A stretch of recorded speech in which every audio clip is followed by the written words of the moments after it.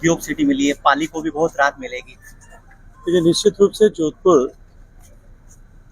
का औद्योगिक विकास हो, ये भारतीय जनता पार्टी के जो संकल्प पत्र में, घोषणा पत्र में भी था और हमने चुनाव के समय में भी इस पर कहा था। भारत सरकार ने जब माननीय मोदी जी के आशीर्वाद से देश में 14 जगह ऐसे इंडस्ट्रियल कॉरिडोर बनाने की बात की, तब हम सब ने मिलकर के प्रयास किया कि जोधपुर को भी ये सौगात मिले।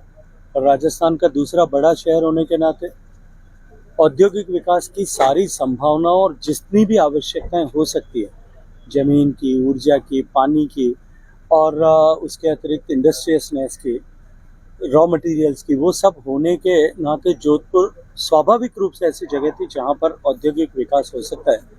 मैं माननीय मोदी जी का धन्यवाद करता हूं और राजस्थान सरकार के सम्माननीय मुख्यमंत्री जी का भी अभिनंदन करता हूं कि उन्होंने इस सफलता के लिए ये जोधपुर को आशीर्वाद मिल सके, इसके लिए पूरी तरह से हमारा सहयोग। उपचुनाव भी अभी तो मुझे लगता है थोड़ा समय है, अभी हरियाणा के चुनाव हो जाने दीजिए, उपचुनाव की घोषणा होने दीजिए। भारतीय जनता पार्टी केवल एक चुनाव के लिए तैयारी करके और चुनाव में लड़ने वाला दल नहीं है। भारतीय जनता पार्टी वर्ष पर्यंत 5 साल निरंतर कार्यकर्ताओं की शक्ति का सृजन करने के लिए काम करती है। अभी आपने देखा भारतीय जनता पार्टी का सदस्यता अभियान चल रहा है और देश भर में सदस्यता अभियान चल रहा है। सदस्य बनाएंगे, सदस्यों को कार्यकर्ता बनाएंगे, कार्यकर्ताओं को नेता बनाएंगे और इस प्रक्रिया में चुनाव आते रहेंगे, जाते रहेंगे, चुनावों का काम भी साथ साथ में चलता रहेगा। आप मेघालय के दौरे पर रहे, पर्यटन को हर तरह से बढ़ावा देने का प्रयास कर रहे हैं और राजस्थान में भी हर प्रयास रह रहे हैं। भारत में पर्यटन की असीम संभावनाएं हैं। आज भी दुनिया के देशों में भारत पर्यटन का एक बड़ा केंद्र भी है और आने वाले समय में जिस तरह से भारत के प्रति आकर्षण सारी दुनिया का बढ़ रहा है, माननीय मोदी जी के नेतृत्व में जिस तरह से भारत विकसित हो रहा है, निश्चित रूप से पूरी दुनिया भारत की तरफ कौतूहल की दृष्टि से देख रही है।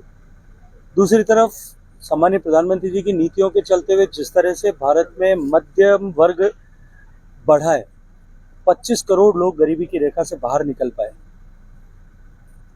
भारत की ये एस्पायरेशनल क्लास जो है भारत के टूरिज्म की ताकत को इजाफा देने वाली है, इजाफा करने वाली है। जो लोग वर्षों से, सदियों से, पीढ़ियों से जो लोग गरीबी का दंश झेल रहे थे, उनकी दबी हुई उत्कंठाएं अब उजागर होंगी और वो भी भारत को जानने, भारत की संस्कृति की विविधता को पहचानने के लिए देश भर में पर्यटन के लिए निकलेंगे। इसलिए भारत दुनिया का सबसे बड़ा टूरिज्म मार्केट और डेस्टिनेशन इन दोनों के रूप में बनने वाला है और सम्मानीय प्रधानमंत्री जी के नेतृत्व में हम इस दिशा में इंफ्रास्ट्रक्चर ग्रोथ किस तरह से हो, होलिस्टिक डेवलपमेंट किस तरह से हो। हमने अभी एक चैलेंज फ्लोट किया है जिसमें देश भर के लोगों से हमने अपील की है कि वो अपने अनुकूल, अपने अनुरूप जो बेस्ट टूरिस्ट डेस्टिनेशन जिसको वो मानते हैं अपने क्षेत्र का या देश का कोई भी, उस पर वो वोट करें और जो हाईएस्ट वोट्स जिन डेस्टिनेशंस को मिलेंगे उनको हम होलिस्टिक तरीके से प्रधानमंत्री जी के नेतृत्व में डेवलप करेंगे ताकि आने वाले समय में वो वर्ल्ड क्लास टूरिस्ट डेस्टिनेशन बन सके।